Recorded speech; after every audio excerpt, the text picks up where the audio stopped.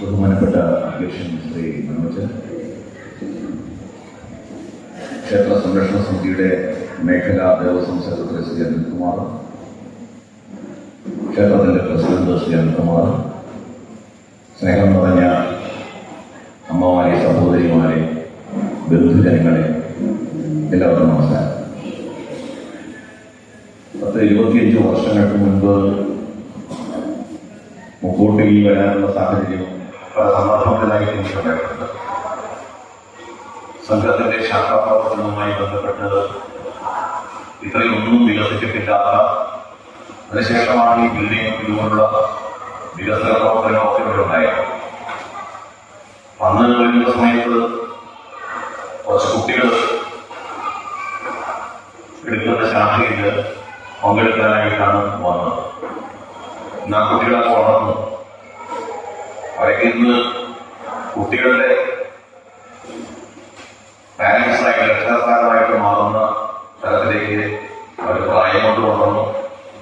എല്ലാ തരത്തിലും അവർ വളർന്നു. ഇന്ന് ഈ ക്ഷേത്രത്തിന്റെ വികസനത്തിന് ഒപ്പം, അവരുടെ വളർച്ചയ്ക്കൊപ്പം ഈ ക്ഷേത്രത്തിന്റെ വികാസവും ഇവിടുത്തെ ഭക്തജനങ്ങളുടെ പൂർണ്ണമായ സഹകരണത്തോടെ നടക്കുന്നു എന്നറിയുന്നതിൽ ആദ്യമായിട്ട് ഞാൻ എന്റെ സന്തോഷം നിങ്ങളോടൊപ്പം പങ്കുവയ്ക്കുന്നു. ക്ഷേത്രങ്ങളെന്ന് പറയുമ്പോൾ ഹിന്ദുക്കളെ സംബന്ധിച്ചിടത്തോളം നമുക്ക് എല്ലാവർക്കും ഒരുമിച്ച് വരാനുള്ള ഒരേ ഒരു ഇടം ഇന്ന് കേരളത്തിൽ ക്ഷേത്രങ്ങൾ മാത്രമാണ്. ജാതി, വർഗ, വർണ്ണ വ്യത്യാസമില്ലാതെ എല്ലാ വിഭാഗത്തിൽപ്പെട്ട ഹിന്ദുക്കൾക്ക് ഒരൊറ്റ മനസ്സോടെ ഒരുമിച്ച് കൂടാൻ സാധിക്കുന്ന ഒരു ഇടമാണ് ക്ഷേത്രം. അപ്പോൾ ക്ഷേത്രങ്ങൾ സംരക്ഷിക്കേണ്ടതും ക്ഷേത്രങ്ങളുടെ വികസനം നടക്കേണ്ടതും കാലഘട്ടത്തിന്റെ ആവശ്യമാണ്. ഇന്നത്തെ വിഷയം ഇവിടെ വളരെ കാലികമായ പ്രസക്തമായ ഒരു വിഷയമാണ്.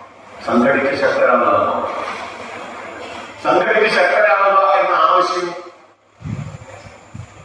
നമ്മളോട് പറഞ്ഞത് മഹാനായിട്ടുള്ള ഋഷിയാണ്. നമുക്കെല്ലാവർക്കും പറയാം, ശ്രീനാരായണ ഗുരുദേവനാണ് സംഘടിച്ച് ശക്തരാകുമി, വിദ്യ കൊണ്ട് പ്രബുദ്ധരാകുമി എന്ന് പറയുന്നത്.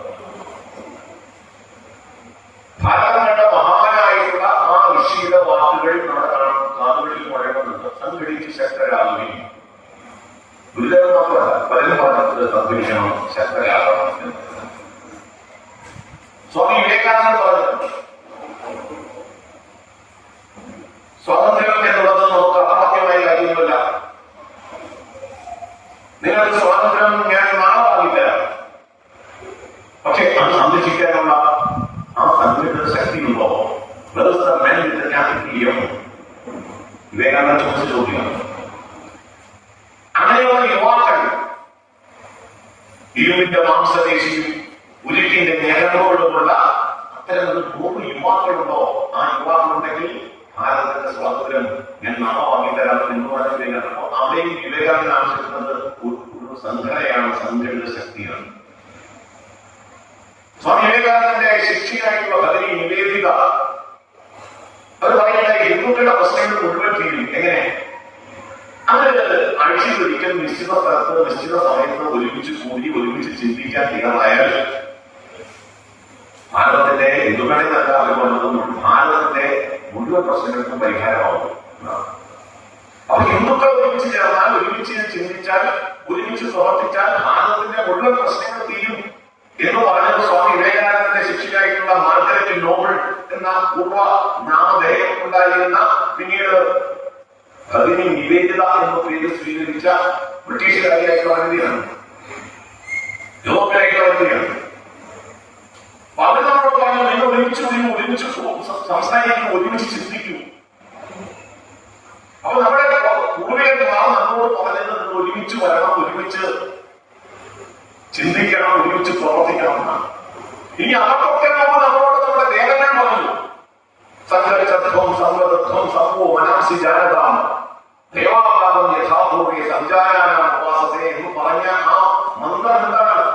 നിങ്ങൾ ഒരുമിച്ച് വരും, ഒരുമിച്ച് ചിന്തിക്കും, ഒരുമിച്ച് പ്രവർത്തിക്കും, ഒരേ മനസ്സോടെ, ഒറ്റ മനസ്സോടുകൂടി പ്രവർത്തിക്കും എന്ന് വേദം നമ്മളോട് പറഞ്ഞു. വേദകാല പ്രാർത്ഥനകൾ മുഴുവൻ ഒരുമിച്ച് ചിന്തിക്കും, ചിന്തിക്കാനും ഒരുമിച്ച് പ്രവർത്തിക്കാനും ആഹ്വാനം ചെയ്യുന്ന പ്രാർത്ഥനകളാണ്. നമ്മള് ഗായത്രി മന്ത്രം കേട്ടിട്ടുണ്ടാവും. ഗായത്രി മന്ത്രം വിശ്വാമിത്രൻ ആണ് ആ മന്ത്രത്തിന്റെ ദൃഷ്ടാവ്, മന്ത്രദ്രഷ്ടാവ്. ഓം ഭൂർഭുവസ്വ തത്സവിതുർവരേണ്യം ഭർഗോ ദേവസ്യ ധീമഹി ധിയോ യോ നഃ പ്രചോദയാത്. ആ മന്ത്രം ഒരു വ്യക്തി ചൊല്ലുന്ന മന്ത്രമല്ല. ആ മന്ത്രത്തിന്റെ അർത്ഥം അവിടെ ധിയോ യോ നഃ പ്രചോദയാത് എന്ന വാക്കിന്റെ അർത്ഥം നമ്മൾ എന്നാണ്. നമ്മൾ പ്രാർത്ഥിക്കുകയാണ്. എന്തിനാണ്? നമുക്ക് ബുദ്ധി ഉദിക്കട്ടെ, നമ്മുടെ തലച്ചോർ പ്രകാശിക്കട്ടെ, ബുദ്ധി പ്രകാശിക്കട്ടെ. ബുദ്ധി, നമ്മുടെ ബുദ്ധി വികസിക്കട്ടെ. നമ്മുടെ എന്ന സങ്കല്പത്തിൽ നിന്നുകൊണ്ടാണ് ഭാരതത്തിന്റെ പ്രാർത്ഥനകൾ, ആദ്യകാല പ്രാർത്ഥനകൾ, വേദകാല പ്രാർത്ഥനകൾ.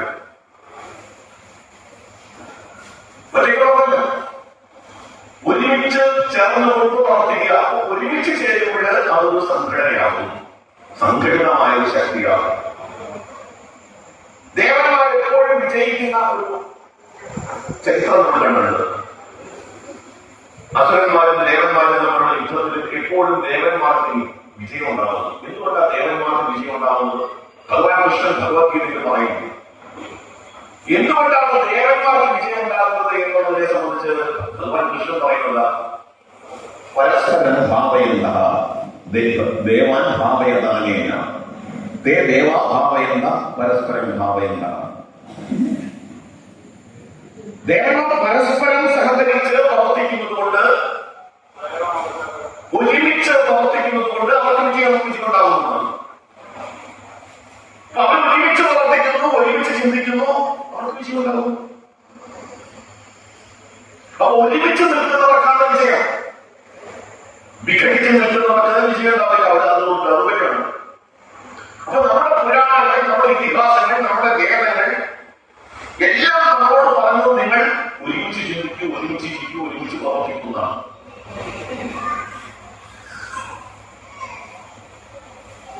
ആ പറഞ്ഞതിനെ ഉൾക്കൊണ്ട് പ്രവർത്തിക്കുക എന്നുള്ളതാണ് ഇന്നത്തെയും ഈ കാലഘട്ടത്തിന്റെയും പ്രസക്തി. നമ്മുടെ സമൂഹം ഒരുമിച്ച് ചിന്തിക്കേണ്ടതിന്റെ, ഒരുമിച്ച് പ്രവർത്തിക്കേണ്ടതിന്റെ ആവശ്യകത. പഞ്ചതന്ത്രം എന്ന ഒരു പുസ്തകം കൊണ്ട് വായിച്ചിട്ടുണ്ടാവും. വിഷ്ണു ശർമ്മ എഴുതിയിരിക്കുന്ന പുസ്തകമാണ് പഞ്ചതന്ത്രം. ആ പുസ്തകം കഥകളുടെ പുസ്തകമാണ്. രാജാവിന്റെ 2 കുട്ടികളെ പഠിപ്പിക്കുന്ന, കഥകളിലൂടെ പഠിപ്പിക്കുന്ന, അവരെ ബുദ്ധിമാന്മാരാക്കുന്ന സംഭവമാണ് പഞ്ചതന്ത്രത്തിലൂടെ പറയുന്നത്. പഞ്ചതന്ത്രത്തിൽ ഒരു കഥ ശാഖയിലൂടെയൊക്കെ നമ്മൾ പാടുന്നത് കുട്ടികൾക്ക്. ആ കഥയുടെ വീടുകൾ 5 കാടകളുടെ കഥയാണ്. 5 കാടകൾ. നമ്മൾ പഞ്ചതന്ത്രം വായിച്ചിരുന്നെങ്കിൽ ആ കഥ കേൾക്കാം, വായിക്കാൻ സാധിക്കും. ഇപ്പൊ കാണാൻ കിട്ടും പഞ്ചതന്ത്രമൊക്കെ. ഈസി ബുക്സും ഒക്കെ ഇറക്കിയിട്ടുണ്ട് പഞ്ചതന്ത്രം. നിങ്ങൾ ഗുരുക്ഷേത്ര ബുക്സിന്റെ കയ്യിലുണ്ടാവണം. പക്ഷെ എനിക്ക് അറിയില്ല ഗുരുക്ഷേത്രത്തിലുള്ള തോന്നുന്നത്.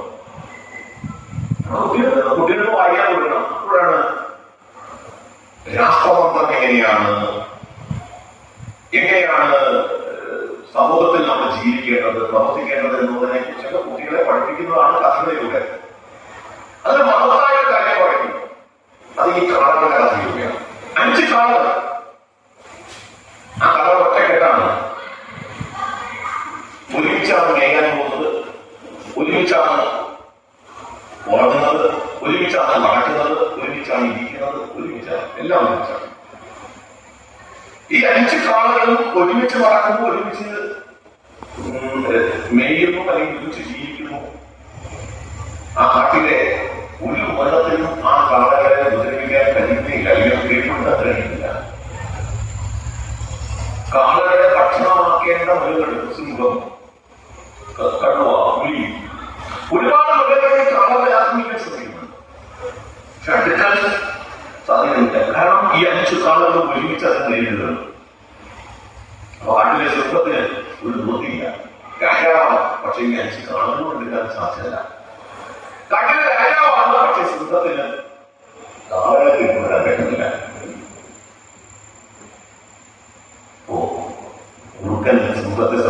പറഞ്ഞു, ഇതിനൊരു വഴിയുണ്ട്, ഞാൻ നിനക്ക് ആ വഴി പറഞ്ഞു തരാം, ഞാനത് കാണിച്ചു തരാം, നിനക്ക് ഓരോ കാളയെയും ഒന്ന് തിന്നാം, അതിന്റെ രീതി ഞാൻ ഉപദേശിക്കാം എന്ന് പറഞ്ഞിട്ട് കുറുക്കനല്ല ഇടപെടുകയാണ്. കുറുക്കൻ പതുക്കെ ഓരോ കാളയും ശ്രമിക്കും.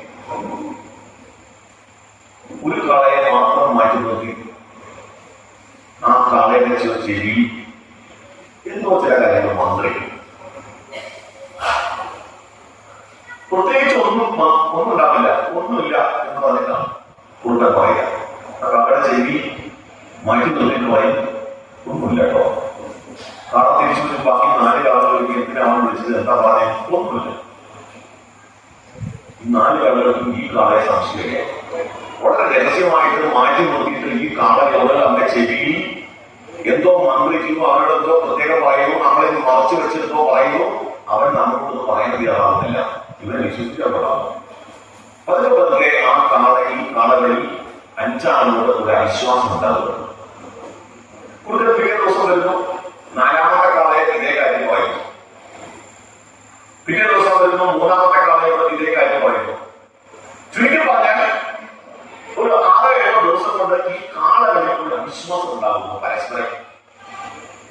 അവർ ഒരുമിച്ച് നടക്കുന്നതിന് പകരം ഒറ്റയ്ക്കൊറ്റയ്ക്ക് നടക്കാൻ തുടങ്ങുന്നു, ഒറ്റയ്ക്കൊറ്റയ്ക്ക് മേയാൻ തുടങ്ങുന്നു, ഒറ്റയ്ക്കൊറ്റയ്ക്ക് ഇരിക്കാൻ തുടങ്ങുന്നു. കഥയുടെ ബാക്കി ഞാൻ പറയുന്ന ആവശ്യമില്ല അതിനോട്. സിംഹത്തിന്റെ പണി വളരെ എളുപ്പമായി. ഒറ്റയ്ക്ക് നടക്കുന്ന ആ കാളയെ ഓരോന്നിനെയായിട്ട് സിംഹവും കുറുക്കനും ചേർന്ന് ആക്രമിച്ച് കൊല്ലുന്നു, ഇരയാക്കുന്നു.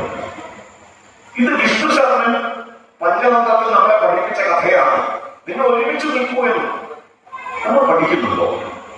നമ്മൾ പഠിച്ചിട്ടുണ്ടോ? ഇവിടെ നമ്മുടെ ഋഷീശ്വരന്മാർ, നമ്മുടെ പുരാണങ്ങൾ, നമ്മുടെ ഇതിഹാസങ്ങൾ, നമ്മുടെ ബ്രാഹ്മണങ്ങൾ, നമ്മുടെ ആരണ്യങ്ങൾ എല്ലാം നമ്മളോട് പറഞ്ഞു, നിങ്ങൾ ഒരുമിച്ച് നിൽക്കുക, നിങ്ങൾ ഒരുമിച്ച് ചേരും, ഒരുമിച്ച് ചിന്തിക്കൂ, ഒരുമിച്ച് പ്രവർത്തിക്കൂ. പക്ഷെ നമുക്ക് ഒരുമിക്കാൻ സാധിക്കില്ല. നമ്മൾ ഒറ്റയ്ക്കൊറ്റയ്ക്കാണ്. പഞ്ചതന്ത്രത്തിലെ സിംഹത്തിന്റെ ഇരകളാക്കപ്പെട്ട കാളയെ പോലെ നാം ഒറ്റയ്ക്ക് മേലുകയാണ്. ഒറ്റയ്ക്കാണ് നമ്മൾ നടക്കുക. ഞാൻ ഒക്കെയാണ്, എന്റെ കുടുംബം, ഞാൻ, എന്റെ കുടുംബം, എന്റെ കുട്ടികൾ, എന്റെ കുടുംബം. ഈ രീതിയിൽ ഹിന്ദു സമൂഹത്തിൽ ഈ ഒരു ദൗർബല്യം നമ്മുടെ ആചാര്യന്മാർ പറഞ്ഞതിന് വിരുദ്ധമായി നമ്മൾ ജീവിക്കുകയാണ്. ആ ദൗർബല്യം ഹിന്ദു സമൂഹത്തെ പിടിപ്പിക്കും. നമ്മളൊക്കെ ഭക്തന്മാരാണ്, ഈശ്വര വിശ്വാസികളാണ്. അതുകൊണ്ടാണ് എന്റെ പ്രസംഗം വന്നാണെന്ന് ഞാൻ വിചാരിക്കുന്നില്ല. നിങ്ങൾ ദശാവതാരം, അതിൽ നിന്ന് ശ്രീകൃഷ്ണന്റെ അവതാരമാണ്. ശ്രീകൃഷ്ണ അവതാരം കണ്ടു തൊഴിലാളികൾ തന്നെയാണ് നിങ്ങൾ പറഞ്ഞത്. കൂട്ടത്തിൽ വാഴ പറയുമ്പോൾ ചീനയും കൊണ്ട് അങ്ങോട്ടെ എന്ന് വിചാരിച്ചിട്ട് എന്റെ പ്രസംഗങ്ങൾ വന്നിരിക്കുന്നു. ഞാൻ വിചാരിക്കുന്നുള്ളൂ, ഞാനത്ര വലിയ ക്ലാസ്സിലോ വലിയ ഗിറിലും കാണുമോ. പക്ഷെ ഭഗവാൻ നമ്മളത് മാറും.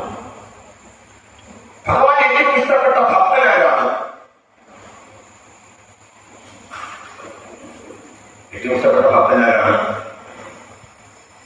രാമ രാമ രാമ രാമ എന്ന് സദാസമയവും ജപിക്കുന്നയാളെയാണോ ഭഗവാൻ ഇഷ്ടപ്പെടുന്നത്? നാരായണ നാരായണ നാരായണ എന്ന് ജപിക്കുന്നയാളെയാണോ ഭഗവാൻ ഇഷ്ടപ്പെടുന്നത്? എപ്പോഴും സദാസമയവും. കഥകളിലൊക്കെ നമ്മളെ പഠിപ്പിച്ചിട്ടുണ്ടല്ല. ഭഗവാൻ ഏറ്റവും ഇഷ്ടപ്പെടുന്നത്, ഭഗവാൻ ഇച്ഛിക്കുന്ന കാര്യം, ഭഗവാൻ ആഗ്രഹിക്കുന്ന കാര്യം ഭക്തൻ അനുഷ്ഠിക്കുമ്പോഴും ചെയ്യുമ്പോഴുമാണ്. ഭഗവാന്റെ നിശ്ചയം ഭക്തരിലൂടെയാണ് നടപ്പാകുന്നത്. ഒരു കാര്യവും ഭഗവാൻ നേരിട്ട് ചെയ്യില്ല. ഭഗവാന്റെ ഉപകരണങ്ങളാണ്. ഉപകരണങ്ങളായി നാം പ്രവർത്തിക്കാൻ ചെയ്യാറുണ്ടോ എന്നുള്ളതാണ് ചോദ്യം. അവിടെ എത്ര ഭക്തനാവും? ഭൂമിയിലേക്ക് സഹിക്കവയ്യാതായപ്പോൾ രാവണന്റെ അക്രമം കൊണ്ട് കുറുതി നോക്കി സഹിക്കവയ്യാതായപ്പോൾ ഭൂമിയിലേക്ക് ബ്രഹ്മാവിനെ പോയി സങ്കടമാണ്. ബ്രഹ്മദേവ സഹിക്കാനില്ല, ഇനി ഒരു നിമിഷം എനിക്ക് താങ്ങാനാവില്ല ഇയാളുടെ അക്രമം, അനീതി, അന്യായം. എന്താ ചെയ്യുക? ബ്രഹ്മാവ് ദേവഗണങ്ങളെ സർവ ഋഷീശ്വരന്മാരെയും ഒക്കെ കൂട്ടിയിട്ട് വിഷ്ണുവിനെ പോയി കാണും. വിഷ്ണുദേവ, എന്താണ് നിങ്ങൾ പോകുമ്പോഴേ ദശായനൻ അന്ന് ഭൂമിയിൽ അധർമ്മം വിതയ്ക്കുകയാണ്. അവിടെ യാഗം നടത്താൻ കഴിയുന്നില്ല. മുനിമാരുടെ യാഗശാലകൾ ആക്രമിക്കപ്പെടുന്നു, നശിപ്പിക്കുന്നു. യജ്ഞശാലകൾ തീയിടും. അവിടെ കൊണ്ടുപോയി മത്സ്യമാംസാദികൾ വർഷിച്ചുകൊണ്ട് ധർമ്മത്തിന് ജ്ഞാനം ഉണ്ടാക്കുന്നത്. അധർമ്മം കൊണ്ട് സഹിക്കപ്പെടുന്ന ഇയാളെ എങ്ങനെയാണ് ഇല്ലാതാക്കുക? ഭൂമിയിൽ ധർമ്മത്തിന് ക്ഷയം സംഭവിച്ചിരിക്കുന്നു. വിഷ്ണു പറഞ്ഞു ഈ ദേവഗണങ്ങളോട് ഭൂമിയിലേക്ക് നിങ്ങൾ ഭയപ്പെടേണ്ട കാര്യമില്ല. ഞാൻ തീർച്ചയായും ഇതിന് പരിഹാരം കാണാം. രഘുവംശത്തിലെ കാളിദാസൻ അത് മനോഹരമായ ഒരു ശ്ലോകത്തിലൂടെ വിവരിച്ചിട്ടുണ്ട്. കാളിദാസൻ പറയുന്നത് വിഷ്ണുദേവൻ പറയുകയാണ്, അഹം ദാശരഥ ഞാൻ ദശരഥന്റെ മകനായി ദാശരഥിയായി രാമനായി ജനിക്കാം. കാളിദാസന്റെ വാക്കുകളാണ്. ഹരിഷ്യാമി ദശരഥനും ഞാൻ ദശരഥനെ രാവണനെ കൊല്ലാം. എന്താ കണ്ടീഷൻ? എന്താ കണ്ടീഷൻ? ജായയും കർത്തൃവാചരിച്ചറിയുമാണ്. ഞാൻ പോകാം, ഞാൻ കൊല്ലാം, ഞാൻ ഇരിക്കാം. പക്ഷേ നിങ്ങളുണ്ടല്ലോ, ഈ ദേവഗണങ്ങൾ സർവാഭരണഭൂഷിതരായി എല്ലാ സൗകര്യങ്ങളും അനുഭവിച്ചുകൊണ്ട് ജീവിക്കുന്ന ദേവഗണങ്ങളോട് ഭഗവാൻ വിഷ്ണു പറയുകയാണ്, നിങ്ങൾ എന്ത് ചെയ്യണം? ജായസഹായം കർത്തൃവാചരിച്ചറിയ. ആരായിട്ടിരിക്കണം? നിങ്ങൾ ആരായിട്ടിരിക്കണം? നിങ്ങൾ വാനരന്മാരായി എന്നെ സഹായിക്കാൻ ഇരിക്കണം. ഈ പണി ഞങ്ങൾക്കെല്ലാം ചെയ്യുമ്പോൾ നിങ്ങളോടൊപ്പം നിങ്ങളോട് കൂടി ചേർന്ന് ഭൂമിയിൽ ധർമ്മത്തിന്റെ സ്ഥാപനത്തിന് വേണ്ടി ദശാനനെ വധിക്കാൻ നമുക്ക് ഒരുമിച്ച് നിൽക്കാം, ഒരുമിച്ച് പ്രവർത്തിക്കാം. നമുക്ക് ദേവന്മാർ ഒരുമിച്ച് നിൽക്കുന്നു, ഒരുമിച്ച് പ്രവർത്തിക്കുന്നു, ധർമ്മത്തിന്റെ സ്ഥാപനം നടത്തുന്നു. ഭഗവാൻ അവതരിച്ചിട്ടുള്ളത് എന്തിനാ? നമ്മുടെ ഭൂമിയിൽ ഭഗവാൻ ദശാവതാരങ്ങളിൽ 10 അവതാരങ്ങളുണ്ടായത് എന്തിനു വേണ്ടിയാണ്? 10 അവതാരങ്ങളുണ്ടായത് പരിത്രാണമായ സാധുക്കളെ സംരക്ഷിക്കാനാണ്. വിനാശായ ദുഷ്ടന്മാരെ നിഷ്കാസനം ചെയ്യാനാണ്. ധർമ്മ സംസ്ഥാപനാർത്ഥമായ ധർമ്മം പുനഃസ്ഥാപിക്കാനാണ്. ഈ 3 കാര്യങ്ങളാണ് ഭഗവാൻ അവതരിച്ചിട്ടുള്ളത്. ആ ഭഗവാന്റെ കർത്തവ്യത്തെ നാം നമ്മിലൂടെ നടപ്പാക്കുമ്പോഴാണ് ഭഗവാനെ ഏറ്റവും ഇഷ്ടപ്പെട്ട ഭക്തന്മാരായിട്ട് നമ്മൾ മാറുക. അതുകൊണ്ടാണ് ശ്രീരാമൻ ഏറ്റവും ഇഷ്ടപ്പെട്ട ഭക്തനായി ഹനുമാൻ മാറിയത്. ഭക്തന്മാരുടെ ഏറ്റവും മോഡൽ എന്ന് നമ്മുടെ ആധ്യാത്മിക ആചാര്യന്മാർ ചൂണ്ടിക്കാണിക്കാറുള്ളത് ഹനുമാനെയാണ്. അവർ ഭക്ത ഹനുമാൻ എന്ന് പറയും. ഹനുമാന്റെ ഏതു സമയവും രാമരാമ നാമം ജപിക്കുന്നത് കൊണ്ടല്ല ശ്രീരാമൻ ഏറ്റവും ഇഷ്ടപ്പെട്ട ഭക്തനായി ഹനുമാൻ മാറിയത്. മറിച്ച് രാമൻ ആഗ്രഹിക്കുന്നത് പോലെ രാമൻ ചെയ്യാൻ ആഗ്രഹിക്കുന്നത് മുഴുവൻ ഹനുമാൻ ചെയ്യുന്നതുകൊണ്ടാണ്. ഈശ്വരൻ ആഗ്രഹിക്കുന്നത് നാം ചെയ്യുമ്പോഴാണ് ഈശ്വരന് ഏറ്റവും പ്രിയപ്പെട്ട ഭക്തനായി മാറുന്നത് എന്ന് നാം തിരിച്ചറിയണം. സഖ എന്ന് വിളിച്ചത് ശ്രീകൃഷ്ണൻ അഭിസംബോധന ചെയ്ത് സംസാരിച്ചിട്ടുള്ളത് അർജുനനെയാണ്. സഖ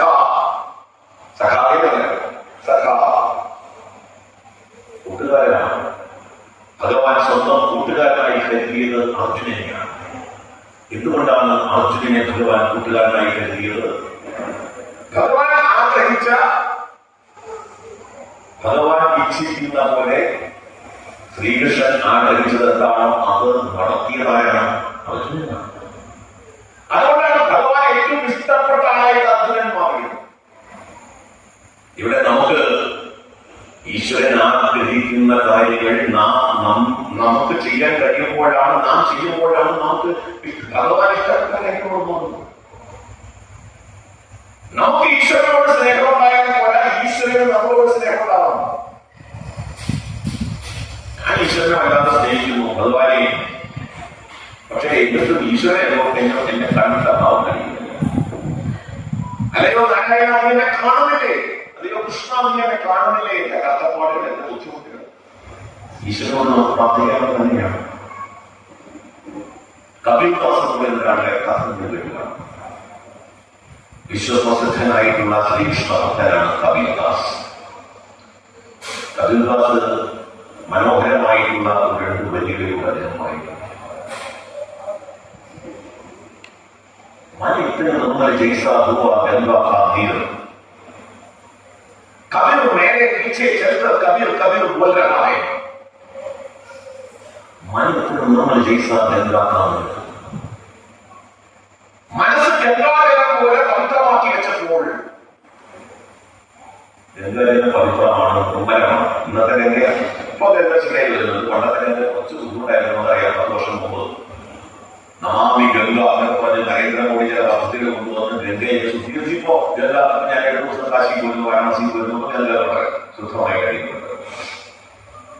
ഗംഗാജലം പോലെ മനസ്സ് പവിത്രമായി വെച്ചപ്പോൾ ഹരി വെച്ച വിഷ്ണു മേരെ പീछे ചലോ. ഇത് പിന്നാലെ വന്നിട്ട് കബീർ കബീർ പോലെ കബീർ കബീർ എന്ന് വിളിച്ച് ഭഗവാൻ എന്റെ പിന്നാലെ നടത്തിയാണ്. ഞാൻ ഭഗവാനെ തേടിയല്ല, ഭഗവാൻ എന്നെ തേടിയിരിക്കുന്നു.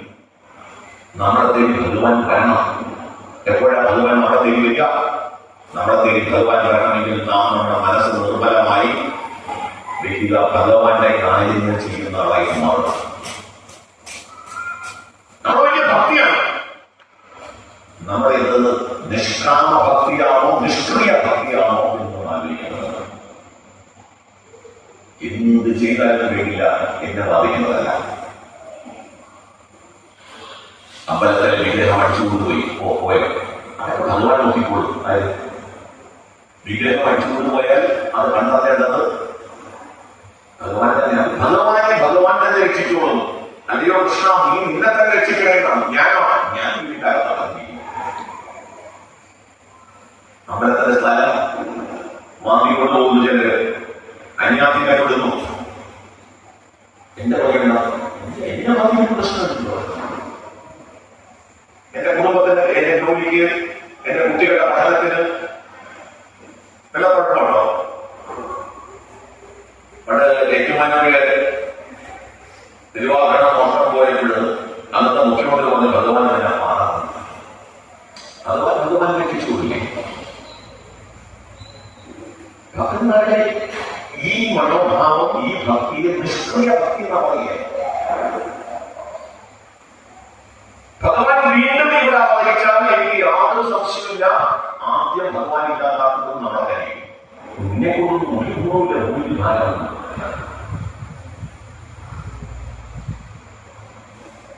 അതുകൊണ്ട് ഭഗവാൻ ആവശ്യപ്പെട്ടതുപോലെ സംഘടിത ശക്തിയായി മാറാനുള്ള ചുമതല നമുക്കുണ്ട്.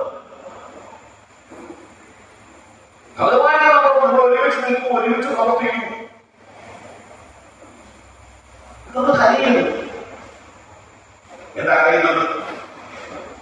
ഇതിപ്പോ മുഴുവൻ കരച്ചിലാണുള്ളത്. നിങ്ങൾ കരയാൻ പറഞ്ഞതല്ലെന്ന്. നമ്മൾ കരയാൻ പറഞ്ഞവരാണ്. ലോകത്തെ മുഴുവൻ വിഗ്രഹം അർപ്പിച്ച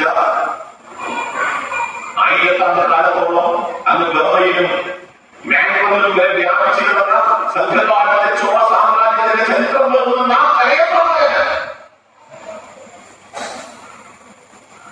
1000 ആണ്ടിനോളം ചോള സാമ്രാജ്യത്തിനോട് പടവരുത്തി 1674 ഭരണോപരാമോ വിധത്തിൽ ഹൈന്ദവ സ്വരാജ്യം സ്ഥാപിച്ച ഛത്രപതി ശിവാജിയുടെ പാരമ്പര്യം പോകുന്ന നാം കരയാറുമല്ല.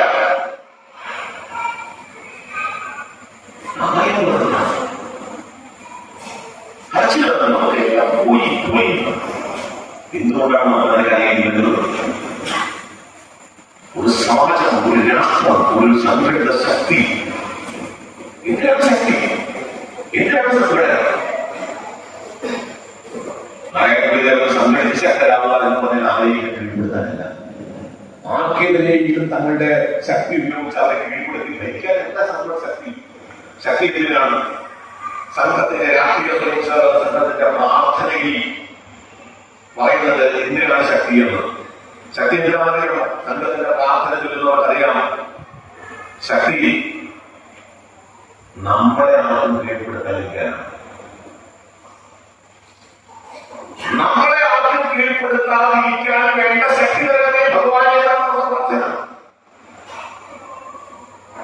ഒരുപാട് കാലം നാം അടിമത്തം അനുഭവിച്ചു.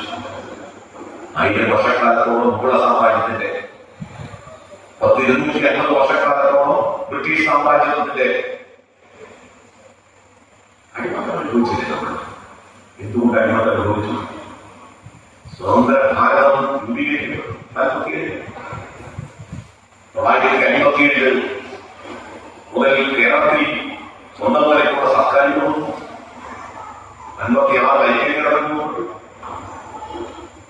ഇപ്പോഴും നമ്മൾ കാണിച്ചില്ലാതെ കരയാനുള്ള സാധ്യതയുണ്ടാണ്. ഇന്ന് കേരളത്തിലെ ഹിന്ദു സമൂഹം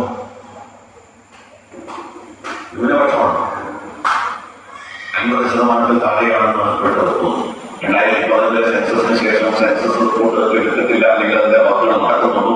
കോവിഡ്, പ്രളയം തുടങ്ങിയ സമയത്ത് ഇപ്പൊ ജനസംഖ്യ സംബന്ധിച്ചാൽ പക്ഷേ നമ്മുടെ എക്കാലത്ത് പറഞ്ഞു ലോകത്ത് ഏറ്റവും കൂടുതൽ പോപ്പുലേഷനുള്ള നഗര പട്ടണ സ്ഥലങ്ങളിലൊന്ന് ഏതാ? 44% അവിടുത്തെ പോപ്പുലേഷൻ ലോകത്ത്. ഏതാണെന്നറിയാം, ലോകത്ത് 10 നഗരങ്ങളിൽ ഒന്നാമത്തെ സ്ഥാനം മലപ്പുറത്തിലേക്ക്, രണ്ടാമത്തെ കോഴിക്കോടാണ്. ലോകത്ത് ഇക്കഴിഞ്ഞ മാസം 1ാം ക്ലാസ്സിലെ കുട്ടികളെ ചേർത്തതിന്റെ കണക്ക് സംസ്ഥാനം പ്രസിദ്ധീകരിച്ചു.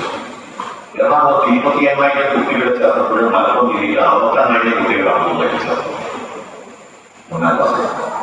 എങ്ങനെയാണ് വ്യത്യാസം? ഹിന്ദു സമൂഹം ന്യൂനപക്ഷമാകും. ഹിന്ദു സമൂഹം ന്യൂനപക്ഷമായത് എന്താ കുഴപ്പമോ? ഇതിന് കുഴപ്പമുണ്ടോ? നമ്മുടെ സംഖ്യ കുറഞ്ഞു പോയ കുഴപ്പമുണ്ടോ? ഒരു കുഴപ്പമില്ലാന്നാണ് പലരുടെ ധാരണ. ഇവിടെയൊക്കെ ഹിന്ദുക്കൾ ന്യൂനപക്ഷമായിട്ടുണ്ടോ അവിടെയൊക്കെയുള്ള ഹിന്ദു സമൂഹത്തിന്റെ അവസ്ഥ എന്താണ്? നമ്മുടെ കണ്ണൂരിലെ കാശ്മീരുണ്ടായത്, കാശ്മീരിലെ ഹിന്ദു സമൂഹം അവിടെ തടിച്ചുപിടിക്കപ്പെട്ടതാണ്. ഹിന്ദുക്കൾ ന്യൂനപക്ഷമായി. നാഗാലാൻഡിൽ, മിസോറാമിൽ അവിടെയെല്ലാം ഹിന്ദുക്കൾ 2 കോയന്മാരായിട്ട് ജീവിക്കുന്നു. എന്തുകൊണ്ടാണ്? ഹിന്ദു സമൂഹം അവിടെ ന്യൂനപക്ഷം. നാം ന്യൂനപക്ഷമാകുന്നു എന്നുള്ളത് മാത്രമല്ല, നാം അസംഘടിതരായി ജാതിയുടെ പേരിൽ ഭിന്നിച്ചു നിൽക്കുന്നു. മറ്റു പല രാഷ്ട്രീയത്തിന്റെ പേരിൽ ഭിന്നിച്ചു നിൽക്കുന്നതുകൊണ്ട് നാം ഒരു സംഘടിത ശക്തി എല്ലാവർക്കും ഉണ്ട്. നമുക്ക് മേൽ ഇങ്ങനെ നിരന്തരം ആക്രമണം. നമ്മുടെ മുഖം നോക്കി പറയുകയാണ് നിങ്ങൾ വിശ്വസിക്കുന്ന ഗണപതി അതിൽ തെറ്റുകയാണ്, മിത്താണ്.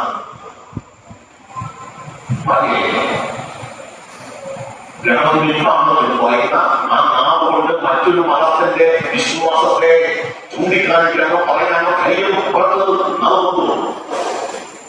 അവർ ചോദിച്ചപ്പോൾ അയാൾ പറഞ്ഞതാണ് രാഷ്ട്രീയത്തിലുണ്ടാവും. അള്ളാഹു അത് മിത്തല്ല. ഗണപതിയോ ഗണപതി മിത്താണ്. ഗണപതി മിത്താണെന്നും അള്ളാഹു മിത്തല്ലെന്നും പറയുന്നത് ഞാൻ ആരെയും കുറ്റപ്പെടുത്താനില്ല. ഞാൻ അള്ളാഹുവിനെയോ അല്ലെങ്കിൽ മറ്റേതെങ്കിലും മതത്തിന്റെ വിശ്വാസത്തെയോ ധ്വംസിക്കാനോ അല്ലെങ്കിൽ അതൊന്നും ഞാൻ പറയുന്നില്ലല്ലോ, പറയാൻ പാടില്ല. പക്ഷെ എന്റെ ചോദ്യം, നമ്മുടെ ചോദ്യം, ഗണപതി മിത്താണെന്ന് പറയുന്ന അതേ വിശ്വാസത്തിൽ അള്ളാഹു മിത്താണെന്ന് പറയാൻ എന്തുകൊണ്ട് നാം നോക്കുന്നില്ല എന്ന് ചോദിച്ചാൽ, കാരണം അവർ സംഘടിത ശക്തിയാണ്. ആ സംഘടിത ശക്തിക്ക് മുമ്പിൽ മുട്ടുകുറച്ചു നിൽക്കുകയാണ് നമ്മുടെ രാഷ്ട്രീയ പ്രസ്ഥാനങ്ങൾ കേരളത്തിൽ, ഭരണകൂടങ്ങൾ കേരളത്തിൽ. സനാതന ധർമ്മം മലേറിയ പോലെ, ഡെങ്കി പോലെ നിർത്തപ്പെടേണ്ടതാണ്. പറഞ്ഞില്ലേ, സനാതന ധർമ്മം എന്ന് പറഞ്ഞാൽ ഹിന്ദു മതമാണ് സനാതന ധർമ്മം. സത്യം പറഞ്ഞാൽ 2 വ്യത്യാസമുണ്ട്. പക്ഷെ സനാതന ധർമ്മത്തെ അനുഷ്ഠിക്കുന്നത് ഹിന്ദു മതത്തിലെ ആളുകളാണ്. ധർമ്മവും മതവും തമ്മിൽ വ്യത്യാസമുണ്ട്. ഞാൻ അതിലേക്ക് അത് കുറച്ചുകൂടി ആഴത്തിലുള്ള വിഷയമാണ് എനിക്ക് കാണുന്നത്. പക്ഷെ അവർ ഉദ്ദേശിക്കുന്നത് സനാതന ധർമ്മത്തെ നശിപ്പിക്കുക. ആ രാഷ്ട്രീയ നേതാവിന്റെ പ്രസ്താവനയെ അവലംബിച്ച് രംഗത്ത് വരാൻ, ആ അവരുമായുള്ള കൂട്ടുകെട്ട് അവസാനിപ്പിക്കാൻ നമ്മുടെ നാട്ടിൽ രാഷ്ട്രീയ പ്രസ്ഥാനം തയ്യാറായോ? തമിഴ്നാട്ടിലെ മുഖ്യമന്ത്രിയുടെ മകൻ ഉദയനിധി ശിവൻ പറഞ്ഞത് സനാതന ധർമ്മത്തെ നശിപ്പിക്കണം. സനാതന ധർമ്മത്തെ നശിപ്പിക്കണം എന്ന് പറഞ്ഞാൽ ഹിന്ദു ധർമ്മത്തെ നശിപ്പിക്കണമെന്നാണ്.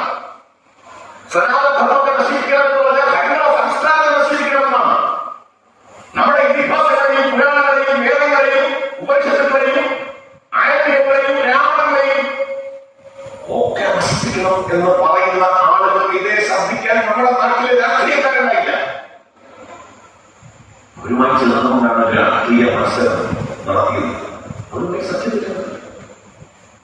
ധൈര്യമുണ്ടോ? ഇസ്ലാം മതത്തെ നശിപ്പിക്കലാണ് വേണ്ടതെന്ന് പറയാം, ക്രിസ്തു മതത്തെ നശിപ്പിക്കലാണ് വേണ്ടത്, സനാതന ധർമ്മത്തെ നശിപ്പിക്കാൻ, സനാതന ധർമ്മത്തെ ഡെങ്കി പോലെ മലേറിയ പോലെ അകറ്റി നിർത്തണം എന്ന് പറഞ്ഞ നാവുകൊണ്ട് ഇസ്ലാം മതത്തെ ക്രിസ്തു മതത്തെ കുറിച്ച് പറയാൻ നാവ് കൊണ്ടുപോകും.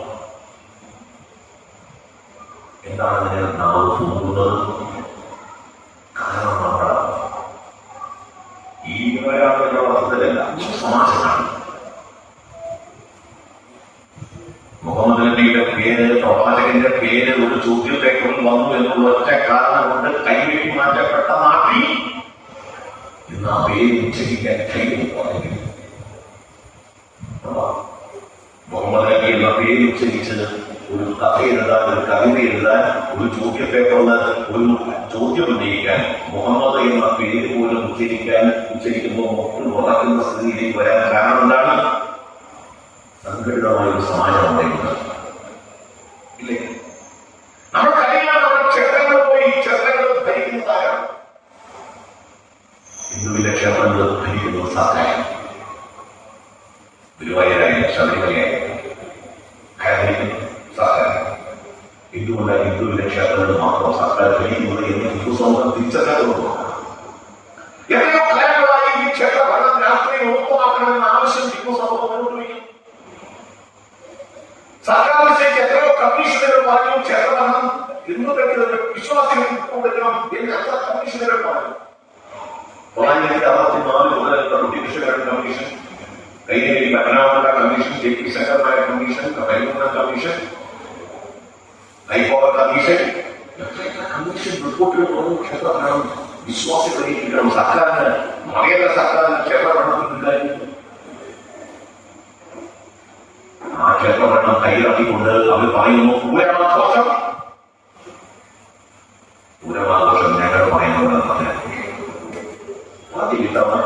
ചരിത്രത്തിൽ ആദ്യമായി തൃശൂർ പൂരം നിർത്തിവെക്കേണ്ട സാഹചര്യം ഉണ്ടായി. ഇത് മറ്റേതെങ്കിലും മതവിഭാഗത്തിന്റെ വിശ്വാസങ്ങളെ, ആചാരങ്ങളെ, അനുഷ്ഠാനങ്ങളെ ബാധിക്കുന്നതായിരുന്നുവെങ്കിൽ കേരളം നിന്ന് തത്വമായിരുന്നു. രാഷ്ട്രീയ നേതാക്കന്മാർ അങ്ങോട്ട് പദയാത്ര നടത്തുമായിരുന്നു. ഐക്യദാർഢ്യമാണ്. പവിത്രമായ ആചാരങ്ങൾക്കിടയിൽ കയ്യേറ്റം നടത്തുന്നു കേരളത്തിൽ. തൃശൂർ പൂരം പോലുള്ള മഹത്തായ ഒരു ചടങ്ങ് നിർത്തിവെക്കുന്നു. വെടിക്കെട്ട് നടത്തക്കാരാകുന്നു.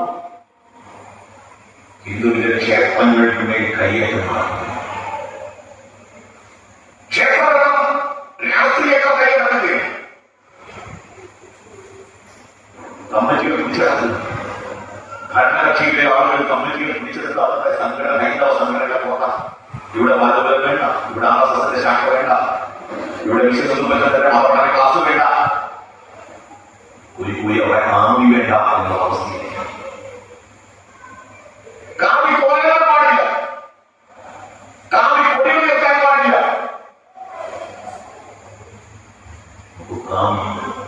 നമ്മുടെ ഹൈന്ദവ പാരമ്പര്യത്തിന്റെ പ്രതീകമായി നമ്മുടെ ഋഷീശ്വരന്മാർ, നമ്മുടെ സന്യാസി വര്യന്മാർ അവരുടെ ത്യാഗത്തിന്റെ പ്രതീകമായി, സമർപ്പണത്തിന്റെ പ്രതീകമായി സ്വീകരിക്കപ്പെട്ടിട്ടുള്ള വസ്ത്രമാണ് കാവി. ഭഗവത്വചനം ശ്രീകൃഷ്ണന്റെ രഥത്തിന്റെ മുകളിൽ മാറിയ ആ കൊടി, ഛത്രപതി ശിവാജിയുടെ സിംഹാസനത്തിന് മുകളിൽ മാറിയ കൊടി കാവി. ആ കാവിയെ ഹിന്ദുവിന്റെ ആരാധനാലയങ്ങളിൽ നിന്നും പുറത്താക്കുന്നു. ഹിന്ദുക്കൾ അനേകം കേട്ടിട്ടുണ്ടെന്ന് തോന്നിയോ? ഇതെന്താണ് സംഭവിച്ചത്?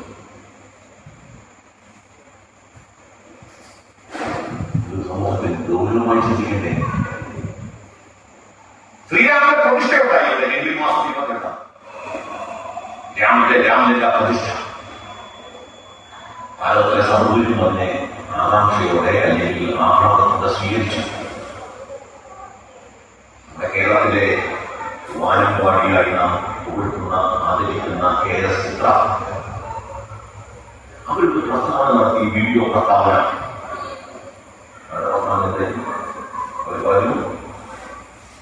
ഈ പ്രതിഷ്ഠ നടക്കുന്ന ദിവസം ശ്രീരാമ മന്ത്രം ചൊല്ലിക്കൊണ്ട് 5 തിരിയിട്ട നിലവിളക്ക് കത്തിച്ചു വെക്കണം വൈകുന്നേരം സന്ധ്യാനേരത്ത്.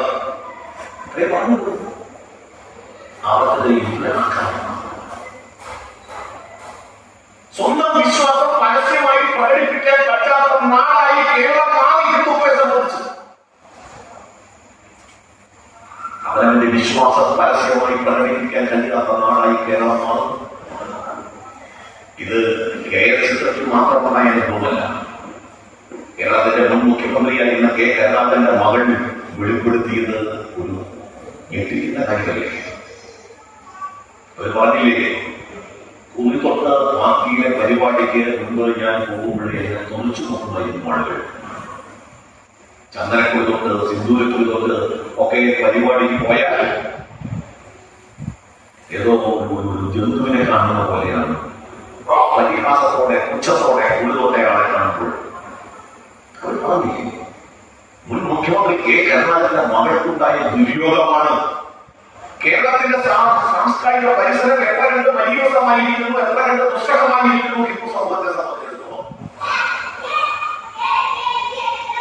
കോൺഗ്രസിന്റെ ഒരു നേതാവായിരുന്നു അദ്ദേഹം. ചാനൽ ചർച്ചകളിലൊക്കെ പലപ്പോഴും പങ്കെടുക്കുന്നത്.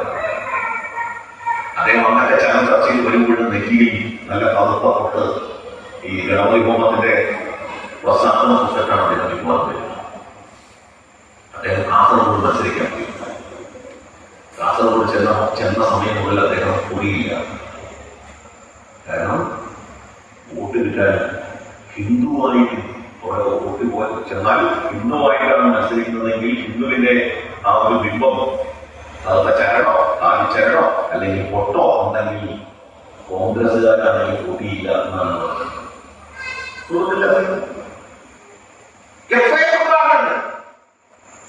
കേരളത്തിൽ ഹിന്ദുവിനെ ഹിന്ദുവായി ജീവിക്കാൻ കഴിയാത്ത സ്വാഭിമാനത്തോടെ അഭിമാനബോധത്തോടെ ഹിന്ദുക്കൾക്ക് ഇവിടെ ജീവിക്കാൻ കഴിയാത്ത സാഹചര്യം. ഹിന്ദുവാണെന്ന് മാറിയിരിക്കാൻ എന്തുകൊണ്ടാണ് ഇത്തരം രാഷ്ട്രീയ നേതാക്കന്മാരെ ഹിന്ദുവാണെന്ന് പറയാൻ പറ്റാത്തവർക്ക്? ഒരു കേസ് ചിത്രങ്ങൾ മാത്രമല്ല അനുഭവം. അവരുടെ വിശ്വാസം പരസ്യമായി പ്രകടിപ്പിച്ചത് അടുത്ത ദിവസം ഇന്നലെ കഴിഞ്ഞാൽ കേരളത്തിലെ ഒരു പ്രശസ്തിയായിട്ടുള്ള സംവിധായക ഒരുപാട് മാളികപ്പുറം സിനിമ, ആ സിനിമ ആഘോഷിക്കപ്പെടുന്ന ഘട്ടങ്ങളെയാണ് ഞാൻ കാണുന്നത്. മാളികപ്പുറം നമുക്കറിയാം അയ്യപ്പ വിശ്വാസത്തെ ഊട്ടിയുറപ്പിക്കുന്നത്, അയ്യപ്പ വിശ്വാസത്തെ പ്രചരിപ്പിക്കുന്നതാണ്. ആ സിനിമയെ കേരളം ഏറ്റെടുത്ത സിനിമയാണ്. പക്ഷെ ആ സിനിമ വിജയിച്ചത് എന്നെ ഞെട്ടിപ്പിക്കുന്നു എന്ന് പറയുന്ന സംവിധാനം എന്തുകൊണ്ടാണ്? അതിന് ഹിന്ദുവിന്റെ വിശ്വാസങ്ങൾ, ആചാരങ്ങൾ പൊതുസമൂഹം സ്വീകരിക്കുന്നതിനെ ഇവർ ഭയപ്പെടുന്നത് എന്തുകൊണ്ടാണ്? എതിർക്കുന്നത് എന്തുകൊണ്ടാണ്? കാർട്ടൈസ് വെക്കുന്നത് എന്തുകൊണ്ടാണ്?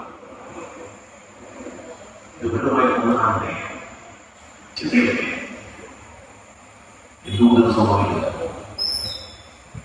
നമ്മുടെ ക്ഷേത്രങ്ങൾ നഷ്ടപ്പെടുന്നു, വിശ്വാസങ്ങൾ കടത്തപ്പെടുന്നു, ആചാരങ്ങൾ ആക്രമിക്കപ്പെടുന്നു. ഇതെല്ലാം കേരളത്തിന്റെ മണ്ണിൽ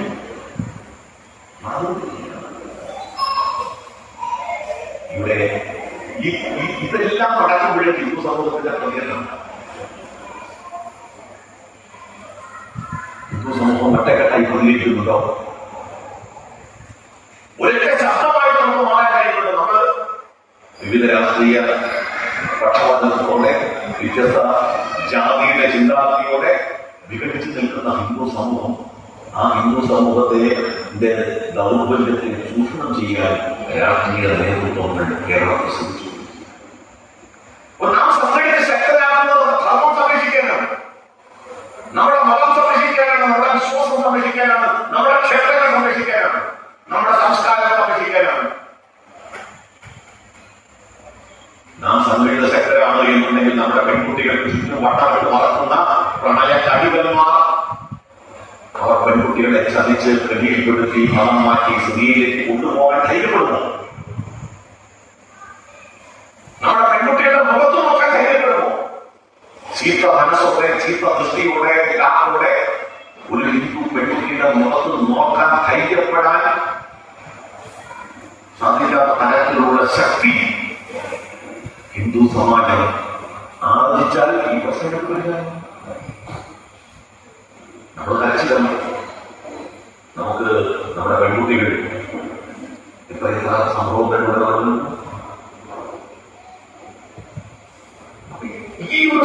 ഇതിനെല്ലാം കാരണമാണ്, എല്ലാം കാരണം സമ്പന്നമായ ഒരു സമാജത്തിന്റെ അഭാവമാണ്.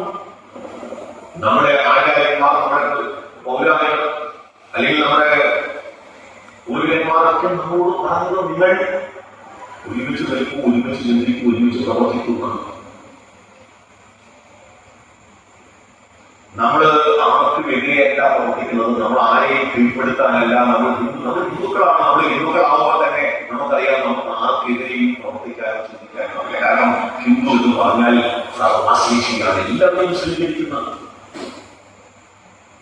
എല്ലാവരോടും മഹത്വം പുലർത്തുന്ന, എല്ലാം സത്യമാണെന്ന് വിശ്വസിക്കുന്ന, ഏകം സത്യുക്തി എന്ന് ചിന്തിക്കുകയും പ്രവർത്തിക്കുകയും ചെയ്യുന്ന, സത്യം ഒന്ന് മാത്രമാണ് പണ്ഡിതന്മാർ പലതായി വ്യാഖ്യാനിക്കുന്നു എന്ന് വിശ്വസിക്കുന്ന, ആകാശത്തോടെ സാഗരം സർവദേവ നമസ്കാരം കേശവം പ്രതികച്ചതി, ആകാശത്തു നിന്ന് പതിക്കുന്ന വെള്ളം വ്യത്യസ്ത കൈവഴികളിലൂടെ ഒരേ ഒരു ലക്ഷ്യത്തിലേക്ക് എത്തിച്ചേരുന്നു. ഏത് വിശ്വാസ പ്രമാണങ്ങളാകട്ടെ, വിശ്വാസ പ്രമാണങ്ങളിലൂടെയൊക്കെ ഈശ്വരനിലേക്ക് എത്തിച്ചേരാൻ കഴിയും എന്ന് പറയുന്ന ഒരേ ഒരു മതം, ഒരേ ഒരു വിശ്വാസം, ഒരേ ഒരു സംസ്കാരം ഈ ഭാരതമാണ്. അഭിമാനത്തോടെ കുട്ടികളോട് പറഞ്ഞുകൊണ്ടിരിക്കാൻ സാധിക്കണം. ഈ നാട്ടിൽ ജനാധിപത്യം, മതേതരത്വം ഒക്കെ നിലനിൽക്കുന്നത് ഹിന്ദുത്വം എന്ന ആശയത്തിന്റെ അടിസ്ഥാനത്തിലാണ്. ഭാരതം നേട്ടായി മാറി 1947 ഭാരതം അതിന്നും ജനാധിപത്യത്തിൽ ഉറച്ചു നിന്നുകൊണ്ട് ഇപ്പോഴും തെരഞ്ഞെടുപ്പ് നടക്കുന്നു, ഇപ്പോഴും തെരഞ്ഞെടുപ്പ് നടന്നുകൊണ്ടിരിക്കുകയാണ്. അന്നുണ്ടായ പാകിസ്ഥാനെ സ്ഥിതിയല്ല. പാകിസ്ഥാൻ വിഭജിക്കപ്പെട്ട് ബംഗ്ലാദേശ് ഉണ്ടായി. ബംഗ്ലാദേശിന്റെ സ്ഥിതിയല്ല. അല്ലെങ്കിൽ മറ്റ് മതരാജ്യങ്ങളുണ്ട്, സൗദി അറേബ്യയോ അല്ലെങ്കിൽ അഫ്ഗാനിസ്ഥാനോ തുർക്കിയോ ലെബനനോ, ജനാധിപത്യം എവിടെയാണ്? ഇവിടെ ഹിന്ദു ഭൂരിപക്ഷമാണ്. 50% ഹിന്ദുക്കൾ ഭാരതത്തിലുണ്ട്. ഇവിടെ ജനാധിപത്യം നിലനിൽക്കുന്നത് ഹിന്ദു ഭൂരിപക്ഷമായതുകൊണ്ടാണ്. ഇവിടെ ഹിന്ദുക്കൾ ഭൂരിപക്ഷമാകുന്നു, ഈ നാട് അന്ന് മതരാഷ്ട്രമാകും. മുസ്ലിങ്ങളാണ് ഭൂരിപക്ഷമെങ്കിൽ മുസ്ലിം മതരാഷ്ട്രമാകും, ക്രിസ്ത്യാനികളാണ് ഭൂരിപക്ഷമെങ്കിൽ ക്രിസ്തു മതരാഷ്ട്രമാകും. അമേരിക്ക ഒരു ക്രിസ്തു മതരാഷ്ട്രമാണ്. അമേരിക്കൻ പ്രസിഡന്റ് ബൈബിൾ കൊണ്ട് സത്യം ചെയ്തുകൊണ്ടാണ് അധികാരത്തിലുള്ളത്. ബ്രിട്ടൻ ക്രിസ്തു മതരാഷ്ട്രമാണ്. പ്രൊട്ടസ്റ്റന്റുകാരനല്ലാതെ പ്രവർത്തനങ്ങളിലാണ് സാധ്യത. ജനാധിപത്യത്തെ കുറിച്ച് വാനോളം പുകഴ്ത്തി പാലികൾ ചെയ്യുന്ന യൂറോപ്യൻ രാജ്യങ്ങളുടെ സ്ഥിതിയാണ് ഞാൻ പറയുന്നത്. ഭാരതം അങ്ങനെയല്ല. ഭാരതം ഹിന്ദു സമൂഹം ഭൂരിപക്ഷമുള്ള രാജ്യമാണ്. ഇന്നത്തെ മതേതരത്വം, ജനാധിപത്യം എന്ന് പറയുന്നത്, അതിന്റെ ഗ്യാരണ്ടി എന്ന് പറയുന്നത് ഹിന്ദുത്വം ഭൂരിപക്ഷമാണെന്നുള്ളത്. ഇതൊരു മതരാഷ്ട്രമാകാതെ വലിക്കുന്നതിന്റെ കാരണം ഹിന്ദുക്കൾ ഭൂരിപക്ഷമായിക്കൊണ്ടാണ്. ആ ഭൂരിപക്ഷം നിലനിർത്തേണ്ടത് ഈ രാഷ്ട്രത്തിന്റെ സ്വത്വം നിലനിർത്താൻ അത്യന്താവശ്യമാണ്. അതുകൊണ്ട് ഹിന്ദു സമൂഹം സംഘടിക്കുന്നത് രാഷ്ട്രത്തിന്റെ സംരക്ഷണത്തിന് വേണ്ടിയാണ്. ഭാരതം ഭാരതമായി നിലനിൽക്കാൻ വേണ്ടിയാണ്. ഹിന്ദു സമൂഹം സംഘടിക്കുന്നത് നമ്മുടെ സംസ്കാരം നിലനിർത്താൻ വേണ്ടിയാണ്. അതുകൊണ്ട് സംഘടിച്ച് ശക്തരാകുക എന്ന് പറയുമ്പോൾ അതിന്റെ അർത്ഥം നാം സ്വയം ശക്തിയാർജിച്ച് നമ്മുടെ സ്വന്തം കാര്യങ്ങൾ നമുക്ക് നിൽക്കാൻ സാധിക്കണം. ഇന്ന് വ്യാവസായികമായി ഹിന്ദുക്കളുടെ സ്ഥിതി, ഹിന്ദുക്കൾ വ്യാവസായികമായി ഹിന്ദു സമൂഹത്തിന് എന്താണ് അവകാശപ്പെടാനുള്ളത്? കച്ചവട സ്ഥാപനങ്ങൾ ഹിന്ദുക്കളുടെ കയ്യിലുണ്ടോ? വ്യവസായിക സ്ഥാപനങ്ങൾ ഹിന്ദുക്കളുടെ കയ്യിലുണ്ടോ കേരളത്തിൽ? വിദ്യാഭ്യാസ സ്ഥാപനങ്ങൾ ഹിന്ദുക്കളുടെ കയ്യിലുണ്ടോ കേരളത്തിൽ? സംഘടിച്ച് ശക്തരാകുക എന്ന് പറയുന്നത് ഈ മേഖലയിലൊക്കെ ഹിന്ദു സമൂഹം വളർന്നു വരണം. എല്ലാ മേഖലയിലും ഹിന്ദുക്കൾ സ്വന്തം കാര്യം നിൽക്കാൻ പ്രാപ്തരാകുക. അതിനാണ് സംഘടിച്ച് ശക്തരാകുന്നത്. നമ്മൾ സംഘടിക്കുമ്പോൾ പരസ്പരം സഹകരിച്ച് പരസ്പരം മഹാവൈദ്യമായി പറഞ്ഞ പോലെ ആശ്രയിച്ച് എല്ലാ മേഖലയിലും നമുക്ക് ഒന്നാം സ്ഥാനത്തെത്താൻ സാധിക്കും. നമ്മുടെ കച്ചവടക്കാരായിട്ട് മാറും. ലക്ഷ്മി ആരാധിക്കുന്നവരാണ് നമ്മൾ. ലക്ഷ്മി ആരാ? യേശുവിന്റെ ദേവതയാണ്, ധനത്തിന്റെ ദേവതയാണ്, സമ്പത്തിന്റെ ദേവതയാണ്. നമ്മൾ സരസ്വതിയെ മാത്രമല്ല, ബുദ്ധിയെ മാത്രമല്ല, ശക്തിയെ മാത്രമല്ല, ബുദ്ധിയെ മാത്രമല്ല, നാം ലക്ഷ്മിയെ കൂടി ആരാധിക്കുന്നു. എന്ന് വെച്ചാൽ നമുക്ക് സരസ്വതിയും ദുർഗയും ലക്ഷ്മിയും ആരാധ്യരാണ്. നമ്മുടെ ഈശ്വരന്മാർ നിരായുധരല്ല, എല്ലാവരും സായുധരാണ്. ആയുധമില്ലാത്ത ഒറ്റ ഈശ്വരനെ നമുക്ക് കാണാൻ സാധ്യത. എന്ന് വെച്ചാൽ ധീരശൂര പരാക്രമികളാണ് ഹിന്ദുവിന്റെ ദൈവം. ആ ദൈവത്തെ ആരാധിക്കുന്ന നമ്മളെങ്ങനെ ഈ നിഷ്ക്രിയ ഭാവം, നിർഗുണഭാവം, ഭീരുത്വത്തിന്റെ ഭാവം കൊണ്ട് ആളുകളെ മാറും. അതുകൊണ്ട് സ്വാമി വിവേകാനന്ദൻ പറഞ്ഞു, ശക്തി ശക്തി ശക്തി. ആ ശക്തി എന്നുള്ളത് നമ്മുടെ ഓരോ ഞരമ്പുകളിലും ഓരോ രോമഭൂമങ്ങളിലും നമുക്ക് ആവാഹിക്കാൻ സാധിക്കും. ശക്തി ആവശ്യമില്ല. നമ്മൾ ഹിന്ദുവാണ് എന്ന് പറയുന്നത് നമുക്ക് ഹിന്ദു എന്നുള്ള അത്തരം സംഭവങ്ങൾ, ഹിന്ദു സമൂഹവുമായി ബന്ധപ്പെട്ട കാര്യങ്ങൾ കേൾക്കുന്ന സമയത്ത് നമുക്ക് നമ്മുടെ ഉള്ളിൽ ഒരു വൈദ്യുതാഘാതം ഉണ്ടാകും. ഞാൻ you are A Hindu, when you become A Hindu, എപ്പോഴാണ് then you have a dynamic shock when you hear the word of Hindu. നിങ്ങളുടെ ജനങ്ങളിൽ ഒരു വൈദ്യുതാഘാതം നിങ്ങൾക്ക് അനുഭവപ്പെടുന്നത് എപ്പോഴാണോ? ഹിന്ദു എന്ന് കേൾക്കുമ്പോൾ. അപ്പോൾ മാത്രമേ നിങ്ങൾ ഒരു ഹിന്ദുവാകും.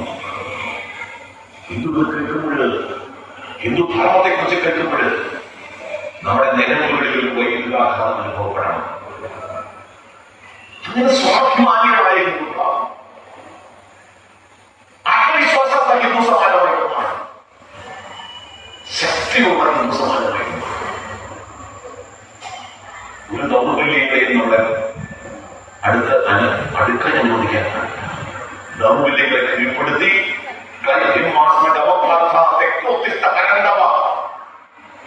അല്ലയോ നിങ്ങളുടെ ക്രൈം അവസാനിപ്പിക്കും. ഇതിനു വേണ്ടിയാ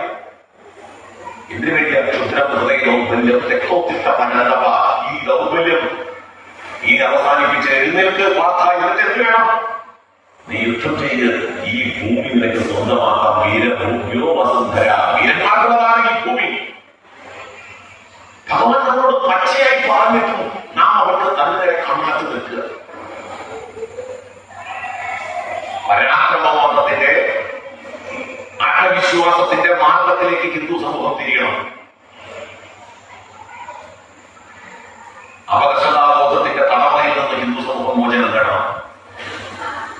കാരണം ലോകത്തിന് ശാന്തിയുടെ, സമാധാനത്തിന്റെ, വിജയത്തിന്റെ ഒക്കെ മന്ത്രം ഉരുവിട്ട ഒരു ജനതയാണ് നമ്മൾ. ശാന്തിയുടെ മന്ത്രം, സമാധാനത്തിന്റെ മന്ത്രം ലോകത്തിന് ഒരു ഉൾക്കൊണ്ടത് സമൂഹം. അങ്ങനെയുള്ള നമുക്ക് ആരുടെ മുമ്പിലാണ് നിലവിളിക്കാനുള്ളത്? ഏത് മതസമൂഹമാണ് നമ്മളെക്കാൾ ശ്രേഷ്ഠരായിട്ടുള്ളത്? എല്ലാ മതങ്ങളും ഒന്നാണെന്നൊക്കെ നമ്മളെ പറഞ്ഞ് പഠിപ്പിക്കും. ചെറുപ്പം മുതലേ ആദ്യം നമ്മുടെ കുട്ടികളെ പറഞ്ഞ് പഠിപ്പിക്കണം, എല്ലാ മതങ്ങളും ഒന്നല്ല. എല്ലാ മതങ്ങളും ഒന്നാമത് അങ്ങനെ ഒറ്റ മതം പറയും. എല്ലാവരും ഒരു മതം കൂടെ ആയാൽ പറയും. എന്തിനാണ് സമൂഹത്തിൽ വ്യത്യസ്ത മതങ്ങൾ? എല്ലാ മതങ്ങളും വ്യത്യസ്തമായിക്കൊണ്ടാണ്. നമുക്ക് നമ്മുടെ കുട്ടികളെ പറഞ്ഞ് പഠിപ്പിക്കാൻ സാധിക്കണം. ഹിന്ദു മതം അതാണ് ഒന്നാമത്. അതിനെപ്പോലെ ശ്രേഷ്ഠമായി ഒന്നുമില്ല. നാം തെറ്റെന്ത പറയുന്നത് സത്യമാണ്. അവനിലുള്ള നിയമത്തെയോ അവനിൽ ആത്മമായ രാജ്യരൂപം അവനവൻ ആത്മസുഖത്തിന് ആഗ്രഹിക്കുന്നവ അവനവന്റെ സുഖത്തിനായി വരയണം എന്ന് ഏത് തത്വശാസ്ത്രമാണ് നമ്മുടെ കുട്ടികളെ പഠിപ്പിക്കുന്നത്? സംഭവത്തോട് പറഞ്ഞിട്ടുള്ളത് ഇനിയും ഇന്നിലും ഈശ്വരന്റെ ചൈതന്യമാണ് എന്ന് പറഞ്ഞ് പഠിപ്പിക്കുന്ന, സർവചരാചരങ്ങളും ഈശ്വര ചൈതന്യമാണ് എന്ന് പറഞ്ഞ് പഠിപ്പിക്കുന്ന, ആരും ആരേക്കാൾ താഴ്ന്നവരല്ല ഉയർന്നവരല്ല എന്ന് പഠിപ്പിക്കുന്ന, ഏത് മാർഗത്തിലൂടെയും ഈശ്വരനിലേക്ക് എത്താൻ കഴിയും എന്ന് പഠിപ്പിക്കുന്ന മതമൂല്യോ മതത്തിന്റെ ലേവലേശം കൂട്ടുതീണ്ടാത്ത ഒരു സംസ്കാരം, ധർമ്മം, ഒരു വിശ്വാസം ലോകത്ത് മറ്റേതുണ്ട്. അതുകൊണ്ട് ഹിന്ദു മതം പോലെ മറ്റൊരു മതമില്ല.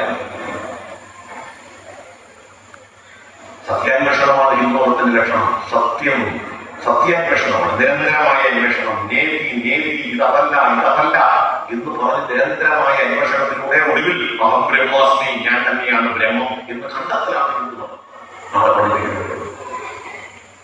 ആ പഠനം അല്ലെങ്കിൽ ആ അന്വേഷണം, അതിനുള്ള ആ ആർജവം ഹിന്ദു സമൂഹത്തിൽ ഉണ്ടാവണമെങ്കിൽ ഹിന്ദു സംഘടിത ശക്തിയായിട്ട് മാറണം. കരയാൻ പറഞ്ഞവരല്ല നമ്മൾ. അയ്യോ എനിക്ക് അതുപോലെ അല്ലെങ്കിൽ നമുക്ക് ഇതുപോലെ പിടിച്ചടക്കാന്, നിലനിർത്താന്, ആത്മവിശ്വാസത്തോടെ പ്രതികരിക്കാൻ കഴിയുന്ന നമ്മുടെ ഈ നിഷ്ക്രിയ ഭക്തി ഒഴിവാക്കുക.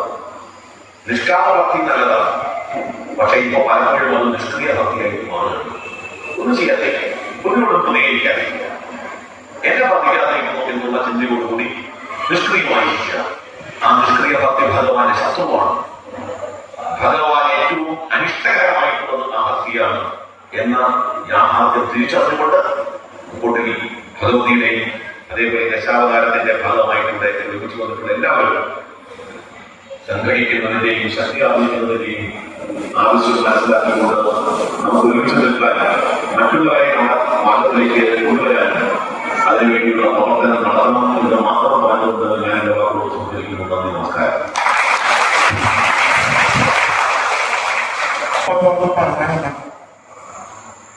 മാറേണ്ടത്